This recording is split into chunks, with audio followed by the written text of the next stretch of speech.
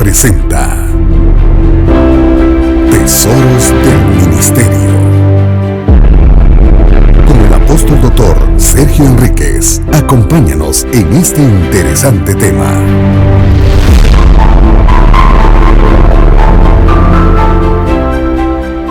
Caminar en tus caminos. Danos la unción de tu Espíritu Santo para poder ir en pos de ti. En el nombre de Jesús. Gracias, Señor. Amén. Y amén. Muy bien. Hace unos días estaba meditando en la palabra, en que el final de los tiempos es de veras muy obvio. Nosotros nos tocó vivir, a saber por qué razón, lo hemos platicado con ustedes en algunas oportunidades, a saber por qué nos tocó vivir en el final de los tiempos. Y entonces a nosotros nos tocó vivir cosas mucho más peligrosas que les tocaron vivir a los cristianos del principio, porque a ellos solo se los comían los leones. Pero a nosotros nos puede devorar el león rugiente. Entonces, si a ellos se los comían los leones, era una muerte parcial, ¿verdad? Porque era una muerte primera. Pero este tiempo es peligroso porque la muerte puede ser muerte segunda. Entonces, yo estaba analizando que una de las formas como Dios va a operar en este último tiempo es a través de 5 ministerios. Y entonces el enemigo va a hacer lo mismo.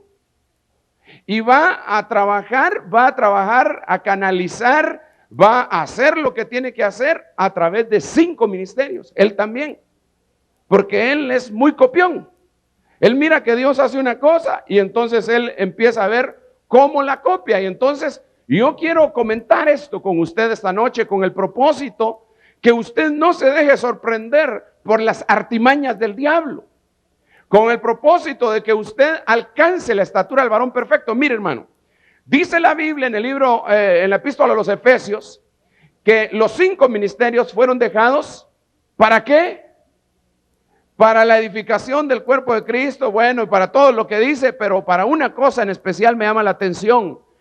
Y lo que me llama la atención es, hasta que todos lleguemos a la estatura del varón perfecto. Fíjese bien en esto. Es decir, 5 ministerios van a ser puestos sobre la faz de la tierra con el propósito de que la iglesia alcance la estatura del varón perfecto. Entonces, si el diablo va a hacer lo suyo también, él va a poner 5 ministerios. ¿Para qué? Para que los cristianos alcancen la estatura del varón imperfecto. Eso es bien obvio. Entonces la cosa está que nosotros tenemos que encontrar cuáles son esos ministerios, cuáles son las características de los verdaderos y cuáles son las características de los falsos. Y la Biblia nos lo describe de una manera bien gráfica. Acompáñeme por favor al libro de Judas, en el capítulo único que tiene, en donde habla, en el versículo, vamos a ver, 12. Y tal vez si alguien me hace el favor de buscar la segunda epístola del apóstol Pedro, en donde se habla de los falsos ministros también, lo que compagina con este versículo. En lo que yo leo esto, usted me ayuda en segunda de Pedro. Pero oiga esto, ¿cómo dice? Estos que participan en vuestras comidas fraternales, fíjese qué tremendo, porque se meten entre las comidas fraternales nuestras. Pero oiga más, son manchas, apacentándose a sí mismos sin temor alguno. Y aquí viene la descripción de los ministerios falsos. Son nubes sin agua. Note esto. 1, nubes sin agua. 2, bueno, dice, llevadas de acá para allá por los vientos. Son árboles marchitos como en otoño, sin fruto, 2 veces muertos y desarraigados. 2, ¿verdad? 3 dice, son fieras olas del mar que arrojan la espuma de sus propias abominaciones. Ahí van tres, es decir que los falsos ministerios van a ser nubes falsas, árboles falsos, ondas del mar falsos. Y dice más, estrellas errantes para las cuales están reservadas las tinieblas de la profunda oscuridad para siempre. Fíjese, el otro de Pedro, no sé si me hizo el favor de buscarlo, segunda de Pedro 2:17 es el que busco, muchas gracias hermanos. Dice, está hablando de Balaam, como usted se recuerda, entonces dice, estos son fuentes sin agua. Nótelo por favor, son fuentes sin agua y nubes arrastradas por la tempestad. Entonces tenemos cinco cosas. 1, nubes. 2, estrellas. 3, árboles. 4, fuentes. Y 5, olas del mar. Entonces estos son los 5 antiministerios. Son los 5 antiministerios que se van a meter dentro de las congregaciones con el propósito de que las personas que están alcanzando la estatura del varón perfecto no la alcancen. No la alcancen.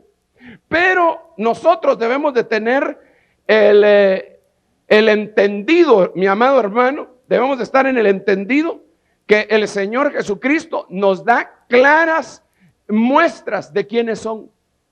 Las nubes son figura de los apóstoles. Fíjese que las nubes son figura de los apóstoles. ¿Por qué digo esto yo? Porque Isaías capítulo 4, si usted me acompaña a Isaías capítulo 4 en el versículo 5, oiga cómo dice en esta versión de la Reina Valera actualizada: entonces, sobre todo lugar del monte Sión y sobre sus asambleas, Jehová creará nube y humo de día y resplandor de fuego y amiante de noche, porque sobre todos habrá cobertura de gloria. Entonces, lo primerísimo que nosotros podemos ver en la nube verdadera del Señor, es decir, en el ministerio apostólico que viene de Dios, es que cubre, protege. Mire, cubrir, hermano amado, cubrir es proteger. Cubrir no es obtener solamente beneficios, como muchas personas lo interpretan, sino que cubrir, cuando usted se mete debajo de una cobertura, digamos, si está lloviendo mucho y usted se queda en una pestañita por ahí, usted se está cubriendo de que la lluvia no le caiga y por eso se puede enfermar. Esto quiere decir que al final de cuentas el Señor nos está mostrando a nosotros que el verdadero ministro apostólico cubre. Sin embargo, las versiones que estábamos leyendo acá en el libro de Judas, dice claramente que estas nubes, esos apóstoles falsos, están sin agua. Fíjese qué tremendo. Y como están sin agua, el viento se las lleva bien fácil. Usted ha visto que hay nubes sin agua que empiezan a pasar en un día de esos soleados, pero pasan muy rápido porque no tienen peso, no tienen peso. Así es el ministro que se cree apóstol y pasa muy rápido porque no tiene el suficiente peso ministerial, ni el criterio ministerial, ni el respaldo de Dios para permanecer.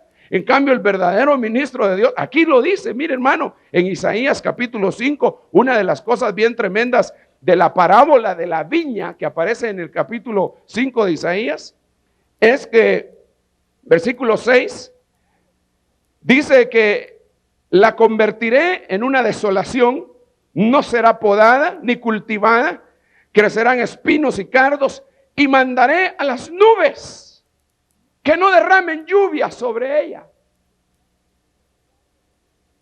Yo creo que una de las cosas peores que le puede pasar a una congregación es que no le caiga la lluvia del Espíritu Santo, la lluvia de la palabra, la lluvia que refresca, la lluvia que hace que la tierra florezca. Es lo peor que le puede pasar. En cierta oportunidad yo estaba platicando con un apóstol. He tenido el privilegio de platicar con apóstoles, como le he contado. Y entonces él me estaba comentando y me decía, me invitaron a predicar en una congregación, me decía, en donde cuando yo me subí, fíjese que ese debe de ser bien feo que le pase a uno, hermano.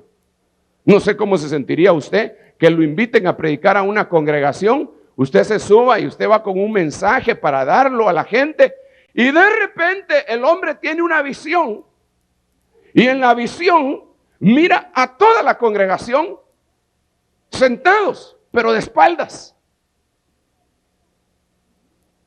Inmediatamente el Espíritu Santo le habló a su corazón y le dijo, no vas a predicar aquí, no vas a predicar aquí. Hermano, ¿y cómo se sale uno de ese compromiso? Después de que lo invitaron a predicar y hasta tal vez anuncios y uno se tiene que levantar y decir, perdonen hermanos, pero no puedo predicar porque el Señor me manda que no predique. Qué terrible ha de ser eso para una congregación. Ahora, esto es en un ministro que es guiado por el poder del Espíritu Santo. Pero ¿se imagina usted en aquellas congregaciones en donde la nube se le acabó el agua? Ya no hay agua. En un tiempo hubo agua, pero ya no hay agua y ya no cae la lluvia sobre la gente. Yo me imagino que las personas se deben de sentir secas, desde luego, si no les cae algo que los moje. Por eso, mire hermano, yo creo, perdone que lo tenga que decir yo, pero yo creo que nosotros somos bienaventurados al estar en la cobertura en la que Dios nos ha puesto a cada uno de nosotros, hermano. No sé si usted le da un aplauso al Señor por eso, pero yo creo que Dios ha sido maravilloso con nosotros. Gracias, Señor, gracias. Sí, porque Él no ha mandado a las nubes, los apóstoles, que ya no caiga lluvia sobre nosotros, sino que sigue cayendo la lluvia tan rica. Le puedo hacer una pregunta, pero usted me la contesta con toda sinceridad, mi amado hermano. Sí, quedamos en eso. ¿Usted siente su vida mojada por la lluvia del Espíritu Santo? ¿Sí o no? Ah, bueno. No me contesta por compromiso, ¿verdad? Porque es que si no estaría muy mal. Ahora, eso se mira. Usted ha visto cuando va por el campo y no ha llovido, que la grama está como reseca, que no hay nada de grama, pero nomás caen las primeras lluvias y usted empieza a pasar unos 15 días después y ¿qué mira? Está verde todo aquello. Los árboles empiezan a agarrar fuerza para dar fruto. Esto quiere decir, y esto es importantísimo, esto quiere decir que cuando viene la lluvia del cielo como figura de la doctrina apostólica que es enviada a través de los santos apóstoles, dice 2 de Pedro, eso no lo digo yo, entonces debe de producir un fruto en nosotros. Si nosotros solamente nos volvemos cabezones y llenos de conocimiento, entonces la palabra, la doctrina no está teniendo el efecto deseado de parte de Dios, sino que es peligroso para nosotros mismos. Cuando cae la doctrina, nosotros debemos de dar fruto. Está bien, sabemos, gracias al cielo, sabemos de la preexistencia, pero ¿cómo estamos viviendo en nuestra existencia? Sabemos del pasado y del presente y del futuro, pero ¿cómo estamos viviendo en nuestra casa? Sabemos que Cristo descendió a los infiernos a consumar el holocausto. Gloria a Dios por eso. Sabemos que Cristo fue subido a la cruz y derramó hasta su última gota de sangre. Gloria a Dios por eso. Pero óigame, ¿y ha tenido repercusiones eso en tu vida? ¿O no? ¿Eres el mismo de antes? ¿O cambiaste? Puedes cantar el corito y las cosas que yo hacía y ya no las hago más, o sigues igual. Tremendo, hermano. La lluvia que cae entonces de las nubes, que son los apóstoles, descienden a la tierra. Y aquí viene otra cosa bien tremenda, hermano. Bueno, en las ciudades lo que sucede primero es que se tapan los drenajes, ¿verdad? cuando hay mucha lluvia. Pero en el campo y todo, el agua se filtra hasta los pozos. Y los pozos aumentan su caudal. Y entonces los manantiales empiezan a alimentarse más y más y crecen. ¿Y sabe qué quiere decir eso? Que los manantiales son los maestros. Fíjese que las nubes son los apóstoles que están cubriendo y están derramando del agua de la doctrina de Dios. Los manantiales son los maestros que están reteniendo la doctrina que cayó del cielo, la están acumulando y se la están dando a la gente en el momento de necesidad. Pero aquí viene el problema, aquí viene un problema, que cada uno de nosotros, al final de cuentas, aunque no seamos ministros primarios, podemos estar en uno de los papeles que estamos diciendo, sino aquí solamente estaríamos señalando cómo son los demás ministerios y nosotros nos lavamos las manos, sin ser Pilatos ni fariseos, pero nos lavaríamos las manos. Fíjese usted que hay mucha gente que recoge la doctrina del cielo en manantiales y ahí los tiene, pero los cubre con piedras y no le da de beber a nadie. Dice la Biblia en el libro de Números que sube, oh pozo, sube a él cantad, pozo que cavaron los legisladores y los señores y los gobernadores, movilizaron las piedras con sus báculos. Quiere decir que hay gente dentro de las iglesias que son manantiales con agua. Porque los manantiales que leímos en segunda de Pedro y en el libro de Judas son manantiales sin agua. Son ministros falsos. Pero estos sí son ministros verdaderos con agua, pero sin la capacidad de poderla dar debido a tremendos tenamastones que tienen en su vida. Y fíjese, hermano, que a veces nosotros andamos así. Usted no anda con piedras de vez en cuando, con piedras a tuto de vez en cuando. No hay cosas que a veces le obstaculizan el fluir del pozo que Dios le puso en sus entrañas. Que tal vez usted quiere expresarlas, que tal vez usted quiere expresar las verdades que conoce del cielo, las verdades que cayeron desde las nubes y usted las logró mantener en su manantial, pero no puede. El pozo está tapado con piedras. ¿Qué es lo que hay que hacer?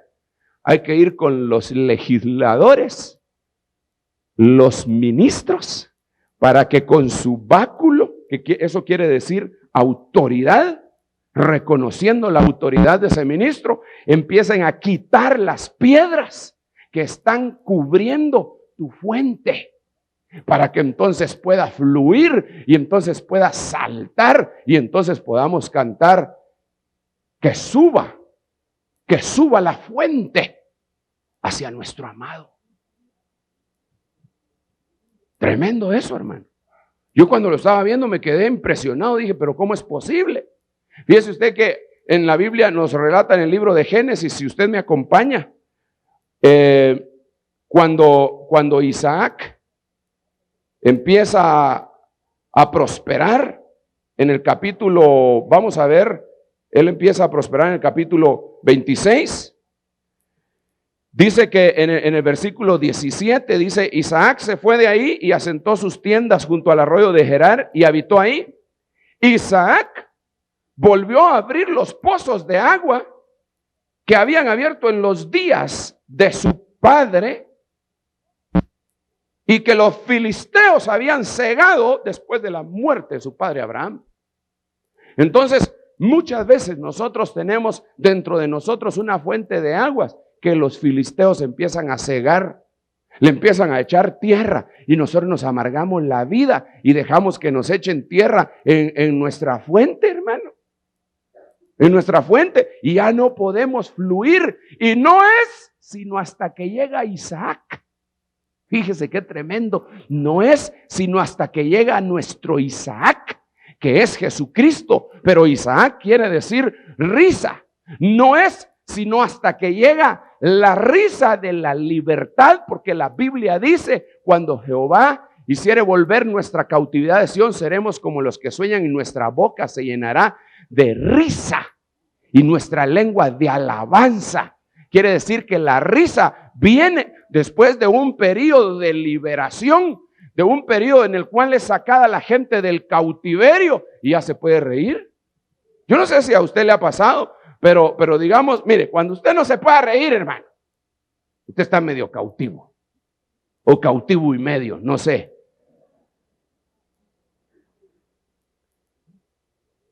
Usted se ríe de la vida. Sonríe al futuro, dice la mujer virtuosa, sonríe al futuro. ¿Sonríe usted al futuro? ¿Ah? Como dice el hermano Y. Ávila, sonríase que Dios le ama. Vamos a ver si es cierto. Hermano, Isaac representa la victoria. Isaac representa la victoria sobre la cautividad.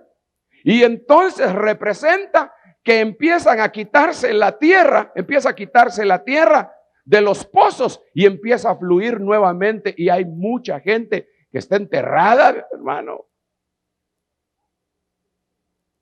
Tienen un bagaje espiritual y de palabra tremendo y no lo usan. ¿Sabe por qué? Porque los filisteos le echaron tierra. ¿Sabe quiénes son los filisteos? Los filisteos son los demonios. Y los demonios utilizan un montón de artimañas para taparle su fuente a usted. Y le empiezan, en su trabajo, le empiezan a tapar su fuente y empiezan a burlarse de usted. Ah, usted de esos evangélicos entonces, de esos aleluyas locos. Dios mío, usted cometió un suicidio intelectual cuando aceptó a Cristo, le dice. Y entonces usted empieza a sentirse todo mal y dice, sí, ¿verdad usted? Sí, y le están tapando su fuente. Cuando usted debería de tener destapada la fuente y empezar a asaltar esa fuente para vida eterna y salpicar a los que lo quieren enterrar a usted. Dice amén. Aleluya.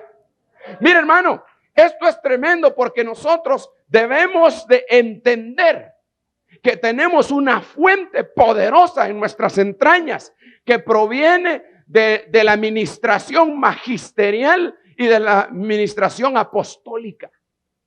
Es decir, tú estás oyendo doctrina apostólica y cae a tu tierra sería tu cabeza, pero se va filtrando como se filtra el agua sobre esta tierra y llega hasta tu fuente, hasta las fuentes de abajo y las fuentes de arriba.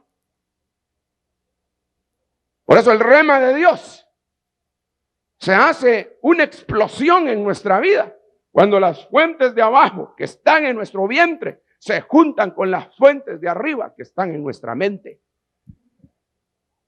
Nuestro corazón y nuestra mente hace una explosión tremenda porque no solamente lo entendemos, sino que lo creemos. Porque no es solamente de entender las cosas, hermanos. Y yo sé que usted es inteligente. Yo sé que usted solo 100 sacaba en la universidad.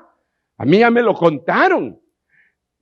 Yo sé que usted era niño prodigio y que no se desarrolló más solo porque no había aquí una universidad especial para usted. Yo sé que usted entiende la doctrina rápido aquí, en las fuentes de arriba, pero la cuestión está entenderlas en las fuentes de abajo. Porque si le hace clic acá y no le hace clic acá, no sirve.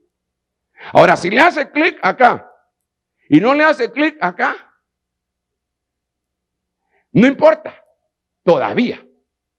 Fíjese que yo a veces oigo cosas, hermano. Mire, más o menos como las que oía Pedro. Pedro un día le dijo al Señor, mira, Señor, no entiendo eso que acabas de decir, Señor. ¿Cómo está eso que tengo que comerme tu carne? No entiendo.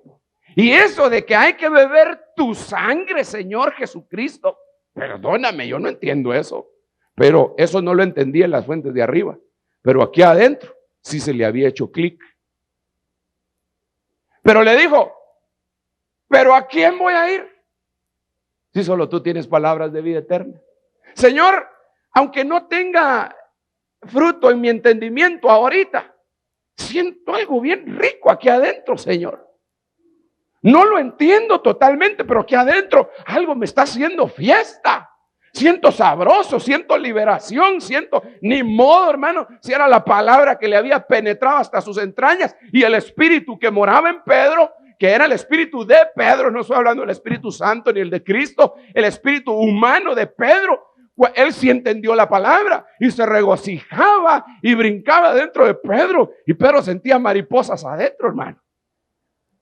Dios mío, pero no sé por qué. Entonces, mira, Señor, yo no me voy, le dijo, porque no entiendo lo que estás diciendo. Pero ¿a dónde voy a ir si nunca he sentido este mariposeo dentro de mi vientre? Cuando oigo a los fariseos, sí les entiendo, pero me quedo más triste. Así que prefiero no entenderte a ti. Y entonces el Señor le dijo, no tengas pena, Pedro. Lo que yo te digo ahora, tú no lo entiendes, pero lo vas a entender después. Después. Todo tiene su tiempo. Cuando tú no entiendas algo, no te cargues. Solo siente el mariposeo aquí adentro y dile, amén, Señor. Amén. Tú dirás cuándo, ¿verdad? Amén, hermano. Entonces, las fuentes de arriba es nuestra mente y las fuentes de abajo, nuestro vientre. Bueno, pero volvamos otra vez a este punto. Dice la Biblia que hay fuentes que no se pueden beber porque el agua está envenenada. Eso lo describe la Biblia en el segundo libro de Reyes. Acompáñeme, por favor. En el segundo libro de Reyes, en el capítulo 2, verso 21. Vamos a ver, segundo libro de Reyes. Capítulo 2, verso 21 dice, tal vez para entender todo el contexto, los que no lo han leído, vamos a leer desde el versículo 19. Dice, entonces los hombres de la ciudad dijeron a Eliseo, aquí un lugar de esta ciudad es bueno como lo ve mi señor, pero las aguas son malas y la tierra es estéril. Entonces él dijo, traedme una vasija nueva y poned en ella sal. Se la trajeron y salió al manantial de las aguas y echaba dentro del manantial la sal y decía, así ha dicho Jehová, y yo saneo estas aguas y no habrá en ellas más muerte ni esterilidad. Y así fueron saneadas las aguas hasta el día de hoy, conforme a las palabras que Eliseo pronunció. Un momento. Entonces quiere decir que hay otras fuentes, ministros que sí tienen agua, pero lo que tienen adentro, al final de cuentas, contamina. Tienen un agua que mata, tienen agua con cólera, pues. Tienen agua con cólera espiritual, cólera espiritual o ira. ¿Quién sabe si no es ira, verdad? Y entonces, esa fuente produce muerte. Le voy a dar un consejo. No tome agua de fuentes que tienen amargura, porque se va a morir. Por eso el diablo, el primer ataque que va a hacerle al pueblo de Dios es amargarlo. Usted lo primero que le va a suceder cuando salga del mundo es que el diablo lo va a querer amargar. Usted va a decir, ay, qué lindo, ahora que soy cristiano evangélico, nacido de nuevo y que estoy asistiendo a la iglesia de Cristo Ebenezer en la zona 5, valga el anuncio, ahora todo el mundo me va a aplaudir. ¿Qué, hermano? Cuando se lo cuenta al primer conocido con el que andaba pura uña y carne, por no decir otra cosa, por poco lo matan. Yo me acuerdo que yo tenía mi amigo, hermano, que buenos amigos, hermano. Hasta se dormía en mi hombro, yo lo tenía que empujar así, porque iba todo feo. Y yo me acuerdo que yo lavaba su casa, fíjese. Y él tenía mucho agradecimiento conmigo porque yo lo dejaba así recostado sobre la puerta de su casa. Tocaba el timbre y me iba. Pues sí, porque si no me regañaban a mí también. Cuando yo conocí al Señor Jesucristo, había una alegría tan grande en mi corazón que todavía persiste, por cierto, que él no me la han podido arrebatar el chamuco, gracias a Dios, igual que usted, ¿verdad? Gloria a Dios. Hay una alegría tremenda, hermano. Y entonces, óigame, fíjese que lo primero que yo hice cuando supe que era salvo y que había aceptado al Señor, hermano, mire, yo fui con él. Fue el primero que le voy a decir, hermano. Le voy a decir, mira vos, fulano, acepté a Cristo. Aleluya. Se me quedó viendo, hermano. Fíjese que él estaba enfermo, estaba postrado en cama. Si no se levanta y me patea tal vez, hermano. Si me dejo, porque no estaba consagrado también yo, ¿verdad? Ahora ya estoy consagrado. Pero fíjese que no, eso es broma solo para que no se duerma, hermano. Fíjese usted, yo esperaba tener un ánimo que me dijera, qué bueno, vos ahora vas a dejar esa vida tan mala que llevas, que te felicito. ¿Qué, hermano? Me empezó a fastidiar y a fastidiar y a fastidiar. Me hizo la vida cuadritos. Hasta que yo dije, me voy a tener que salir de este trabajo. Y me tuve que salir. Me sacó el Señor. Entonces, lo primerísimo que te va a suceder es que el diablo te va a querer amargar. Si lo logra, ya te fastidió. Si logra el diablo amargarte la vida, ya te fastidió. La primera fuente con la que se encontró el pueblo de Israel cuando salió de Egipto se llamaba Mara, las aguas de Mara, las aguas de amargura. Y ahí el pueblo que acababa de ver cómo se había abierto el mar rojo, hermano, y que habían danzado, María, una viejita de 92 años, que no estaba tan viejita porque mire que brincaba y al frente de todas las jovencitas estaba danzando y le contestaban en cánticos a Moisés y estaba feliz ella. Y a ratito están murmurando, hermano. Sí, mejor nos hubiéramos quedado en Egipto. Sí, que muchos cristianos eso hacen. Sí, me iba mejor cuando estaba en el mundo, no que ahora que me convertí al Señor, mire todo lo que me está pasando, mis hijos ya no me reciben, mi papá se peleó conmigo, etcétera, etcétera, etcétera, etcétera. Cuando nosotros estuvimos en Israel, el Señor me permitió el privilegio de estar en Israel, me invitaron, hermano, a ir a Israel. Me retorcieron el brazo, ¿verdad? Y dije, no puedo ir. Bueno, me retorcieron el brazo. Usted se va. Bueno, pues así, por las buenas sí. Me invitaron y entonces fui. Me encontré con un judío. Allá hay muchos. ¿Saber por qué? Me encontré con un judío, hermano. Como de 1,90 m y bien cuadrado, hermano. Cristiano. Había sido paracaidista. No de los paracaidistas que le caen en su casa cuando ya va haciendo la hora de la cena, ¿verdad? No, paracaidista de la Fuerza Aérea, pues. Y él iba en su avión y le preguntó al Señor, Señor, Jehová, dime quién es el Mesías. Y entonces dice que se hizo un dibujo en el cielo que decía Yeshua. Yeshua es Jesús. Y entonces el hombre, hermano, se pegó el susto del siglo, aterrizó, renunció a la Fuerza Aérea, se convirtió al Señor Jesucristo, creyó que todo el mundo le iba a aplaudir. ¿Y sabe qué hicieron sus parientes? Lo enterraron. Hicieron un funeral. Compraron una caja, le pusieron su nombre, no me acuerdo cómo se llamaba, si Benjamín, ya ni me acuerdo cómo se llama, le pusieron su nombre, flores y todo, y lo llevaron a la tumba y lo enterraron y se murió. Y lo miraban en la calle y no lo saludaban. Se quedó solito, todo el mundo le volteó la espalda.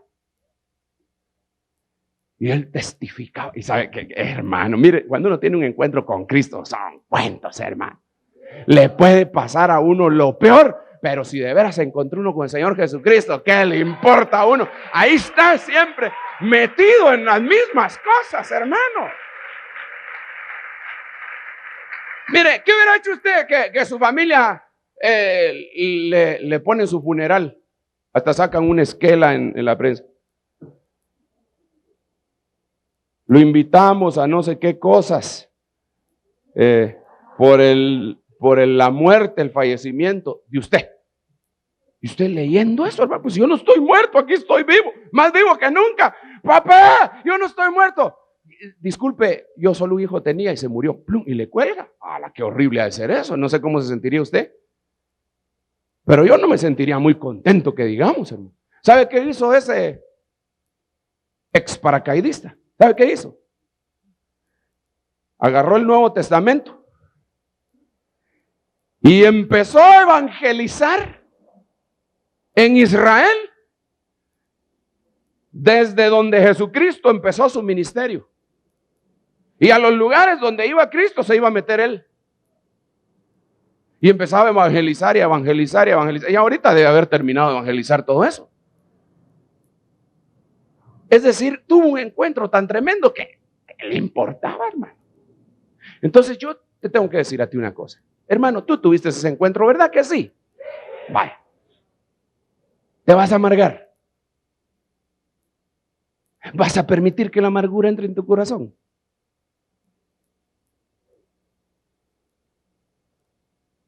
Perdóname, eso sería una tontería. Entonces esas fuentes, mire pues ya ni le estoy hablando de los ministerios, a saber a quién le está hablando el Señor ahorita, fíjese.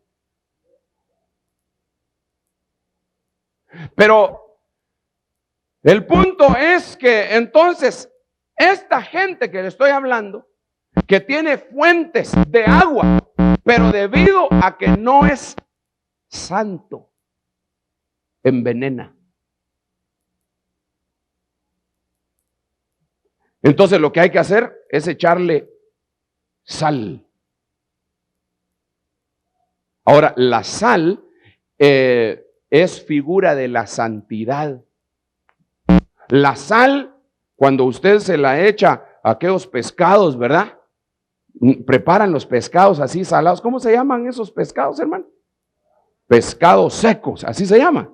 Pescado seco, pero son unos pescadones así, hermano, que cuando uno los prueba así en seco es como para botar garrapatas también, hermano, porque tienen mucha sal. Sí. Pero ¿sabe qué es lo que yo le quería hacer ver? Que no se corrompen. No hay necesidad de meterlos en refrigeración porque le pusieron sal. Entonces, si tu fuente está envenenada, ve con un ministro, ve con un Eliseo y dile, échale sal a mi fuente. Porque mi agua está amargada, mi agua está envenenada. Échale sal a mi fuente y entonces voy a poder brotar agua dulce. Porque por eso dice Santiago, hermanos, dice Santiago, ¿puede una misma fuente, un mismo manantial, echar agua dulce y agua amarga?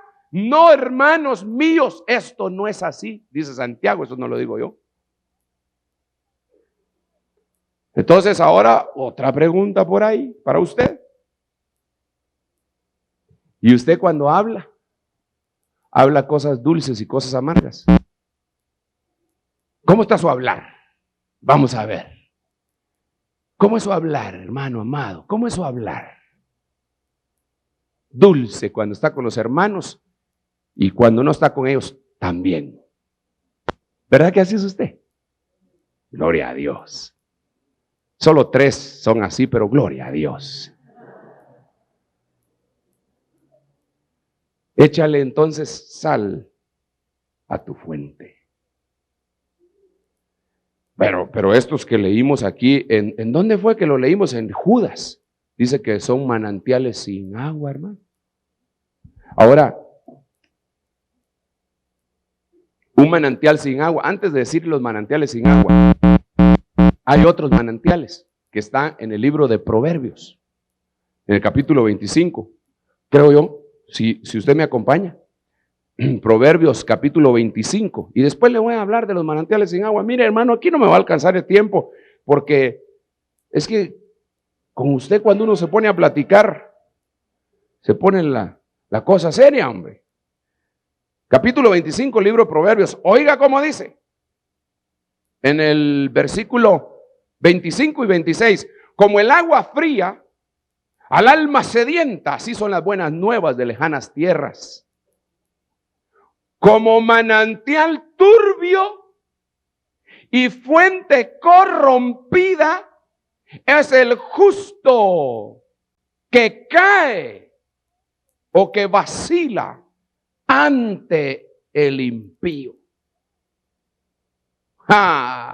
Entonces, nosotros muchas veces somos manantiales, pero somos manantiales que tenemos agua, pero por nuestro testimonio, que muchas veces estamos cayendo frente al impío, entonces nuestra agua es turbia y el manantial es corrompido.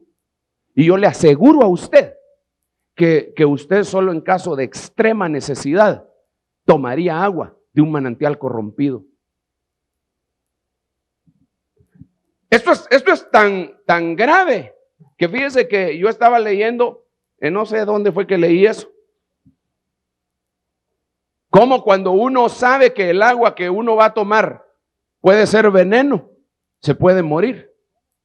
Estaba leyendo de unos señores, unos náufragos, que se quedaron sin agua.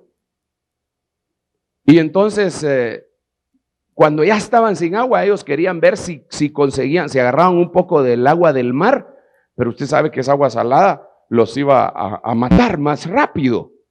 Entonces ellos dijeron, no, esta agua nos va a matar más rápido. Bueno, total que se murieron.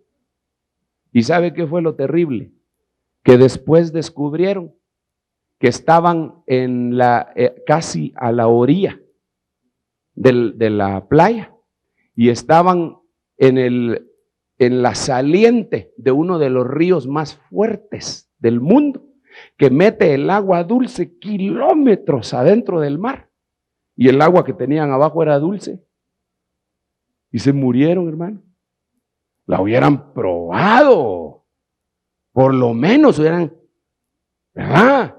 Bueno, pero esto por decirle que usted no tomaría cualquier clase de agua porque diría, esto va a matarme. Y mucha gente que mira las actitudes de un cristiano dicen, no, para ser así como él.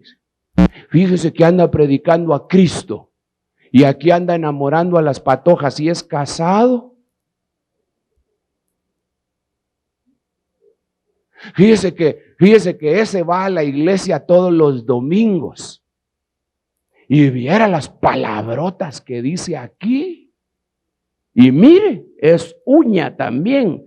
Se lleva las engrapadoras de su escritorio. Aguanta usted. Hasta las mías se han desaparecido. Como fuente turbia, como manantial turbio y fuente corrompida es el justo que cae ante los ojos del impío. ¿Quién va a querer tomar esa agua? Nadie. Pero los otros ya son de una vez, hermano. Yo voy a ir finalizando porque el tiempo me avanzó y ya no le pude hablar de las ondas del mar, ni le pude hablar de los árboles, ni le pude hablar, porque ahí hay un montón de cosas. Solo le voy a decir una cosa de los árboles, así rapidito, antes de que se me vaya el tiempo, y después le hablo de las fuentes sin agua. Los árboles son figura de los pastores, y de usted también, porque somos árboles de justicia. Pero dice la Biblia en el libro de Ezequiel, en el capítulo 34, me parece, si me acompaña, porque después se lo voy a explicar. Dice en el capítulo 30, aquí lo encontré, 31 creo que es, versículo 10, y se lo voy a explicar rapidito, hermano.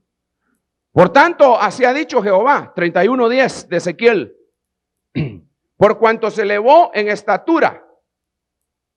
Está hablando de un árbol. Está hablando del árbol, en el versículo 9 está hablando del árbol del Edén.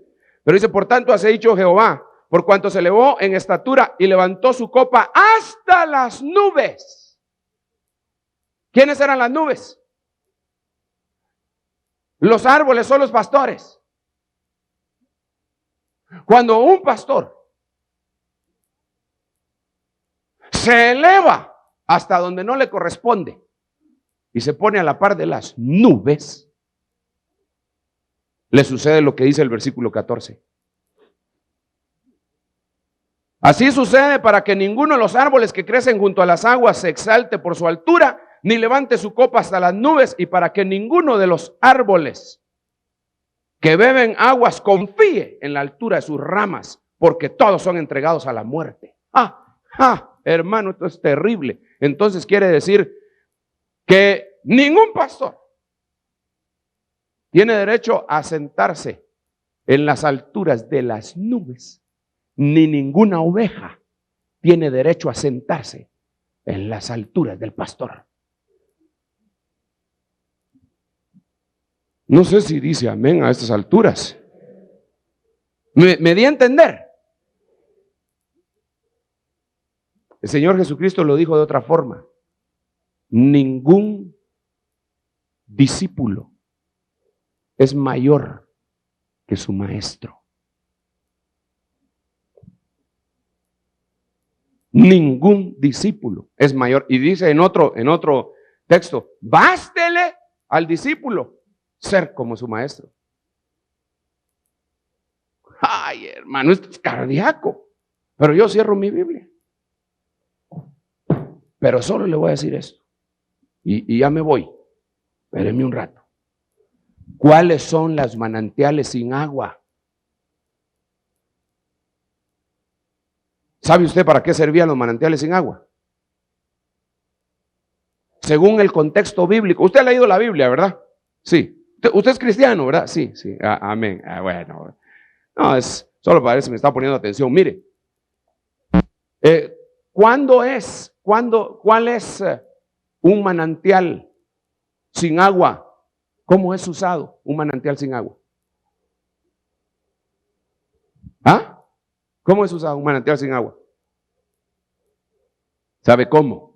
Como prisión, como cisterna. En un manantial sin agua pusieron a José en una cisterna. Ahí lo bajaron y sirvió de prisión. ¿Sabe qué le estoy tratando de decir? Que los manantiales que no tienen agua aprisionan a la gente. Aléjese de los manantiales que no tienen agua, porque lo único que van a hacer es que lo van a aprisionar. Es lo único que van a hacer. Y óigame otra cosa, no seamos nosotros manantiales sin agua. No seamos nubes sin agua. Solo para finalizar, hermano, porque si no, ya usted se va a ir con duda. Las ondas del mar son los evangelistas. Dice Isaías 48:18, que ellos llevan la justicia. Y además, usted ha visto las olas del mar en algún lugar en donde hay una piedra. Las olas va a darle a la piedra y va a darle a la piedra. Y cuando van pasando los años, la piedra se va haciendo pequeña y se va haciendo pequeña. Y esto quiere decir que los evangelistas tienen el anhelo y la gracia de llegar y destruir los corazones de piedra y de predicarles su justicia. Las estrellas, ¿qué son las estrellas? Son los profetas.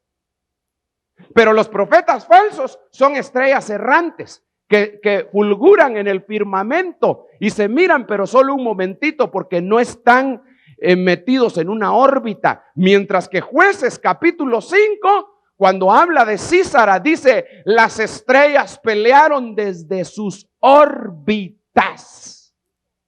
desde sus órbitas, profetas sujetos a un sistema solar. Desde ahí pelearon y ganaron la batalla. Pero ¿qué es lo que pasa ahora? Que aparecen profetas, hermano, sueltos, que no se sujetan a nadie, que no le dan cuentas a nadie. Y hermano, los ministros que no le dan cuentas a ninguna cobertura son peligrosos. Son peligrosos. Y es que es difícil tener jefe, hermano. Especialmente en esta situación, porque uno rápido dice, bueno, pues pongo mi tienda y ¿qué? Me voy solito yo por ahí, alquilo mi casita, le pongo 2 bloques y una tabla y grito y ya estuvo. No es así, no es así. Tiene que estar en la órbita. Dice amén. ¿Qué más dijimos? Nubes, estrellas, ondas, árboles y manantiales. Apóstoles, profetas, evangelistas, pastores y maestros verdaderos. ¿Y los falsos? Los falsos son nubes en agua, estrellas errantes, fieras ondas del mar que espuman su propia vergüenza, árboles otoñales. Los árboles otoñales no tienen hojas. Y el árbol que tiene hojas, según la Biblia en el libro de Apocalipsis, es un árbol que da sanidad a las naciones. Es un árbol otoñal, es un chiribisco, pues. Es un chiribisco, eso es en Chapín, es un chiribisco que no sirve más que para el Día de los Juegarones, que usted ya no celebra. Más le vale. Y lo último, manantiales. ¿Cómo está su relación con Dios en cada uno de estos 5 ministerios y en cada uno de estos dones? No lo sé. Pero cierre sus ojos y déjeme ministrar por un momentito. Y usted lo va a averiguar haciendo un análisis de su propio corazón. Oh Señor, ten misericordia. Ten misericordia, Señor, de cada uno de nosotros. Tú conoces, Señor, los embates del enemigo. Tú conoces, Señor, la fuerza y la furia del ataque del adversario contra tus ovejas. Pero, Señor, tú enviaste a tu Hijo a morir en la cruz y a pagar por cada uno de nosotros. Permite, Señor, que nosotros, como iglesia, como congregación, seamos ministrados por nubes con agua que cubren. Por nubes de las cuales dice tu palabra, ¿quiénes son estos que vuelan como las nubes? Por nubes, Señor, por apóstoles, Padre, que tienen la convicción del arrebatamiento de tu iglesia y que habrán de volar como las nubes y como las palomas hacia sus nidos. Padre Santo, te pedimos, Señor, por nuestra cobertura. Lo bendecimos desde este lugar, en el lugar en donde esté. Dale fuerza y capacidad más aún para cubrir, para derramar agua y para volar hacia su sitio. Señor, en el nombre de Jesús, danos profetas, estrellas que no sean errantes, sino que estrellas que permanezcan en sus órbitas, sujetándose. Padre Santo, danos tú olas del mar que anuncien la justicia. Evangelistas que trasladen su unción a la congregación de los santos. Oh Señor, la mies es mucha y los obreros son pocos. envía obreros a la mies. Señor, haz de nosotros árboles de justicia, pastores conforme a tu corazón, y permite que seamos un manantial de agua cristalina que refresca, en donde se escoge la novia del Señor. Padre, en el nombre de Jesús, te damos gracias, porque sabemos que nuestra petición será concedida, porque no pedimos para gastar en nuestros propios deleites. Bendice, Señor, a las congregaciones que aún no han llegado a la plenitud del conocimiento, a cada uno de nosotros, para que juntos alcancemos la unidad de la fe, para que juntos abordemos al conocimiento de Cristo en la medida del varón perfecto, en la plenitud del Señor. Señor, gracias, Padre, gracias. Bendice a esta congregación. Bendícenos a todos, Señor, en el nombre maravilloso de Jesús. Y no permitas, Padre, que ningún ministerio falso trate, Señor, de alcanzarnos y de hacernos prisioneros. En el nombre de Jesús, gracias, Padre. Gracias, Señor. Amén y amén. Gloria a Dios.